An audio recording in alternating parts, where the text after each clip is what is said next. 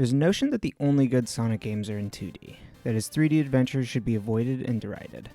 While I don't necessarily buy into a hierarchy between the two, people aren't wrong that the two are vastly different.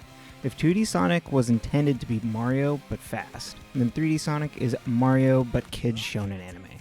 3D games take the gotta go fast mentality and amp it up to 11, absolutely cramming levels with turns, jumps, and enemies, while also adding lock-on targeting to make it as easy as possible to navigate. 3D prioritizes storytelling, straightforward tales of good versus evil with an ever-expanding cast of anthropomorphic characters. It is 100% pure candy, and honestly, who doesn't love that? Sonic Forces, the most recent 3D entry, was just added to the PlayStation Plus for March 2020. It was originally released in 2017, the same year that the throwback Sonic Mania was released. Mania was rightly celebrated as a return to form for old-school Sonic. Forces, meanwhile, was largely critically panned, which is along the lines of all his other 3D games. But, as with all 3D Sonic games, it still sold incredibly well.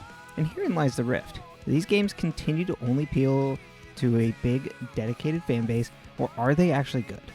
Having just picked it up and played through it, I'm very happy to say that Forces is extremely fun, as it appeals directly to your lizard brain with super fast levels. It is also 100% ridiculous in the best way possible.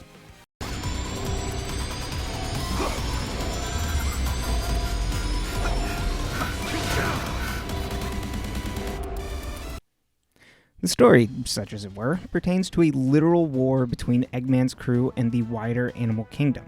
The villains include the usual crew, or is it? Plus, this time Eggman has invented Mewtwo, known in this game as Infinite. Sonic is captured, requiring you to create a character who will forever be known as Rookie to join the fight.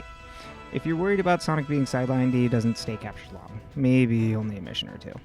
For the player character, you get to choose your animal, which all have different abilities and attributes such as wolf, bear, hedgehog, or rabbit, and customize them from head to toe.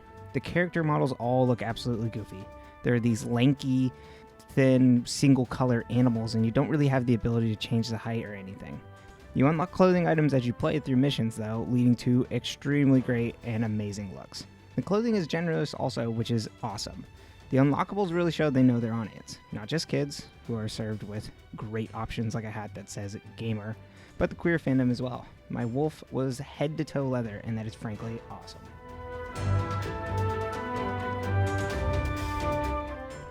Levels are broken up into different missions in a ground war against Eggman. Sonic's friends serve as the commanders in this fight, and in between missions you are treated to Metal Gear-esque codex talk.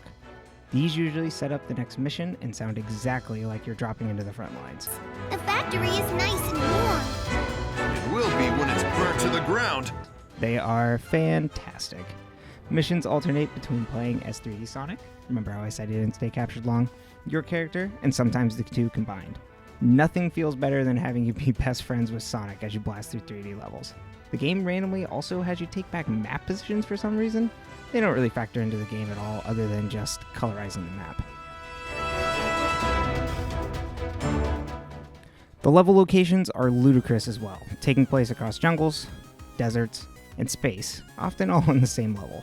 You'll fight on tree vines along with jumping across spaceships. Not sure how Sonic can breathe in space, but we'll let that slide. These levels require very simple interactivity, slightly adjusting your character left or right so you can speed through as fast as possible. This is that wizard brain part I'm talking about. There's not much challenge there, even on hard, but there's so much going on in the levels, it's hard not to be taken in. It's a roller coaster, and you're just along for the ride. The game's tuned for a lower difficulty ramp, meaning players of any age can jump in and have a blast, which is really what Sonic has always been about. Boss battles also kind of factor in and break up the action a bit, although they're not super exciting. Classic 2D Sonic also randomly factors in. If you remember him from Generations, it's similar to that. These levels are structured like the original Genesis games. No lock-on targeting and long wind-up to run. These levels kind of become a chore compared to the speed of the other 3D levels. It honestly makes you realize why this team doesn't make 2D games anymore. Side by side, there's just no comparison. Luckily, they're in the minority. There as long as you can, Rookie. Sonic Forces is honestly just the perfect game to shut off your brain and go. It's not that hard, but that's kind of the point. The 3D games are the full embodiment of the gotta go faster mentality in all its roller coaster glory. The story is cheesy and inconsequential, but that's kind of the point. It is targeted at a younger audience, and Sonic at this point should be just pure Saturday morning cartoon. So turn off your judgy brain and enjoy the fun.